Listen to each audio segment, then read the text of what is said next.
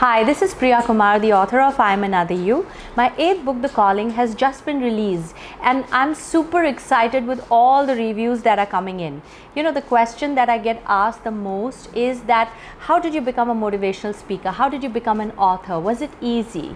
Well, I will tell you, there are two journeys that you will get on the road to your dreams. The first journey will be from thinking about being a motivational speaker or a singer or a musician or a CEO to actually becoming one. And the second one will be the journey from being an average motivational speaker, singer, musician to becoming the world's best. The first journey, however, is going to be really tough. Like, it will be the true test of your dreams, and once you cross that, the second will be much easier. And you know, the first journey from thinking about being a motivational speaker or a writer to becoming one is where most people quit. That is where the dreams for most people die. Because you see, when you take your thoughts, when you take your thinking and you put it into action, that's when reality sinks in. See, until now it was all in your head and you're looking at this end glorious product that I'm going to be a motivational speaker, there'll be a stadium full of 10,000 people, or I'm going to be the CEO, I'm going to be voted the best CEO in the world, etc. Your dream is the ideal scene. But the minute you walk out into the world, putting your dreams and thoughts into action, that's when reality hits you. And that's when you figure things are not going your way perhaps. That's when you figure that, you know, what is happening and occurring is no longer in alignment with your expectations. People who said who would support you would probably pull out support, and 100 things could go wrong and obstacles could come in, and you suddenly sit back and wonder, do I really want to do this? This is not what I had thought. This is not what I had in mind. And that's why I say this journey is tough. You have to survive it. You know, if you can survive that, if you can go from thinking to being, then the next journey is much easier. And this is where you do not quit. Let me give you an example.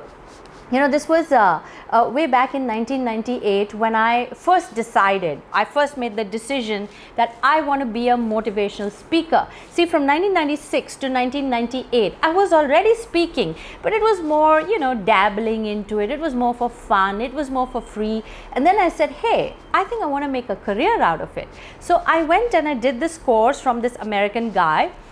It was a Train the Trainers workshop. It was about a 3-day workshop, and I attended that, and I was super excited and I was enthusiastic, and I said, oh yes, I can do this now. I have the abilities and the skills and so on. There were 99 people in that workshop, and I remember the number because it was one short of 100. And after I finished it, I said, okay, now I need to get some experience. I want to work with somebody, maybe intern with somebody, you know. So I found out this guy, German fellow, his name is Kurt Rink. Okay, my book License to Live, he's also one of the main characters. It's fiction, but I just used his character as a part of my book. So I found this gentleman, Kurt Rink. And I wrote many letters to him that, sir, I want to assist you, I want to intern with you, and I want to be a motivational speaker. Please allow me the chance. Then I got a letter from his office saying, okay, Kurt Rink has a series of 5 workshops. Why don't you come? And I was like super excited, and I said, this is amazing. You see, in the beginning, just to get you rolling, there's an apparency of things going your way. Then they told me, but look, you have to pay the fee for all the workshops. Although I was not really going to be a participant, I would be a participant maybe for one, but not for all 5. I was going to help him, but I said, okay, fine. I mean, nothing comes for free. I paid for all 5 workshops, okay? I flew into Indonesia, and when I first met him, he said, all right, she's come as an intern, you know, to learn motivational speaking, give her the assignment. And my first assignment was F&B. You know, which means you look after food and beverage. Now, I had gone to learn motivational speaking. I had paid for it, and I'm assigned the job of a person who's in charge of food and beverages. I mean, come on. I was angry. I was upset.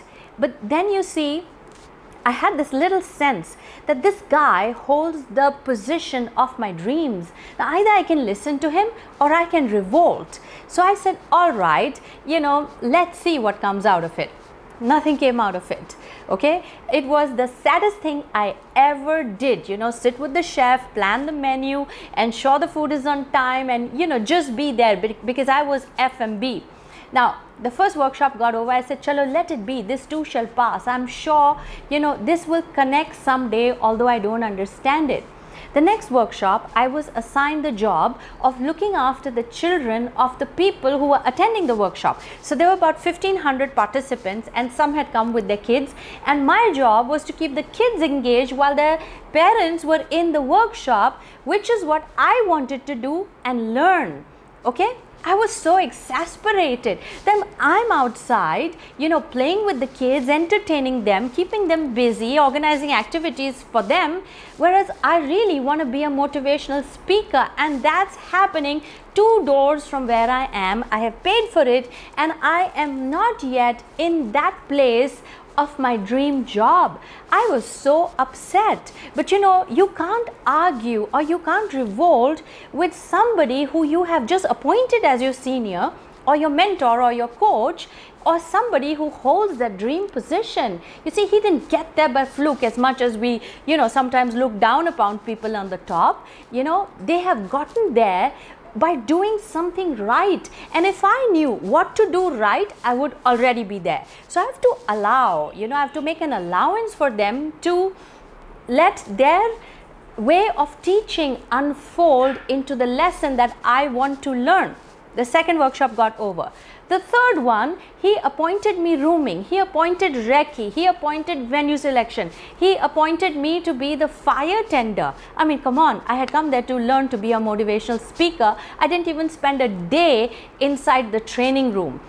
So, and I still remember distinctly one day I was tending the fire and it started to rain. This was in Philippines. So I wrote a little note and I sent it to Kurt saying, dear Mr. Rink, it is raining, cats and dogs outside, cannot build the fire.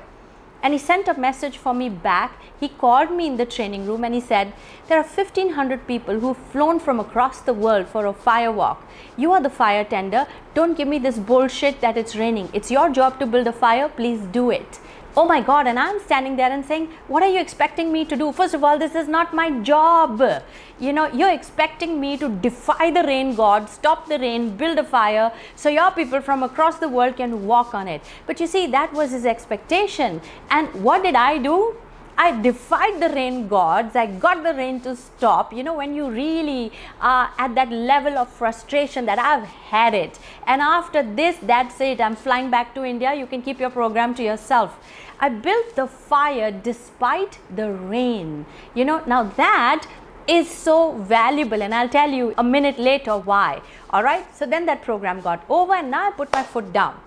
I went to Mr. Rink and I said, sir, I came here to learn to be a motivational speaker. I came to learn how you control an audience, how you speak, this aura about you, this charm. I have come to learn that. And you're asking me to do all of these things which don't make sense to me, and I'm really upset and I want to go back.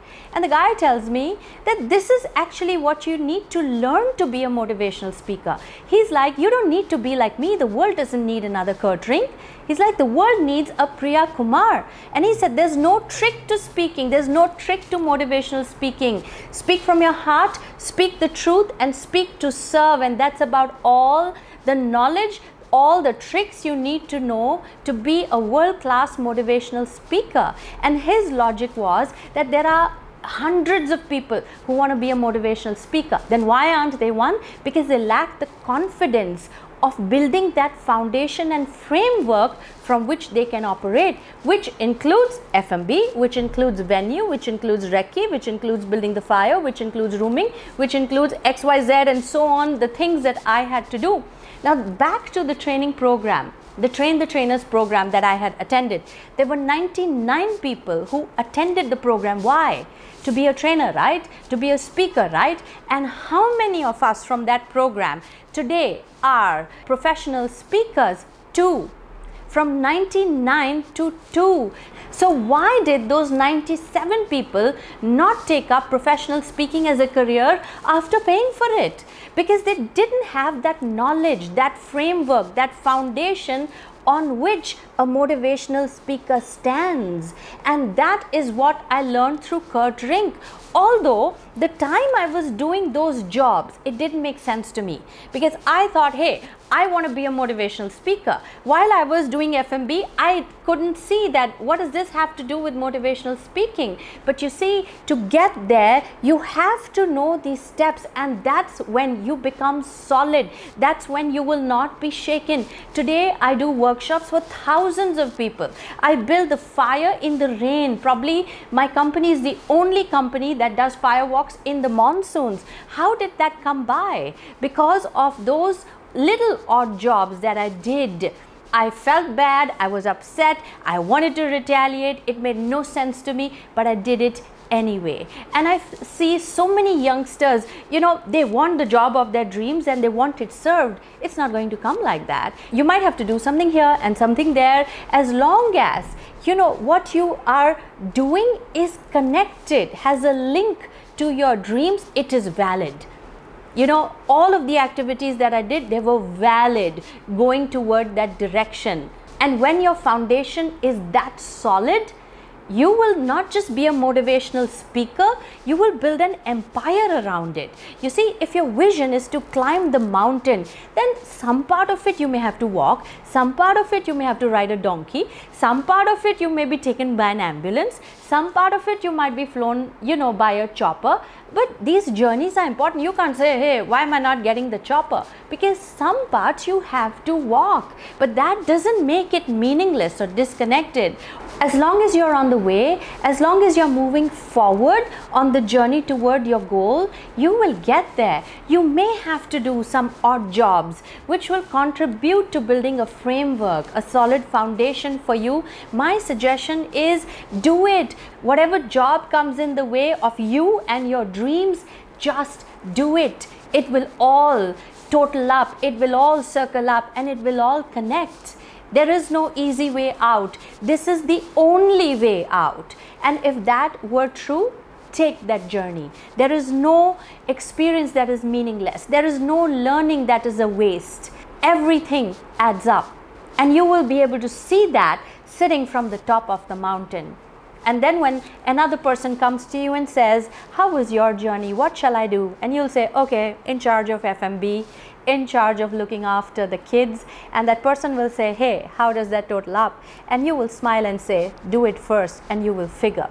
I hope this helps. Please stay in touch and please stay tuned.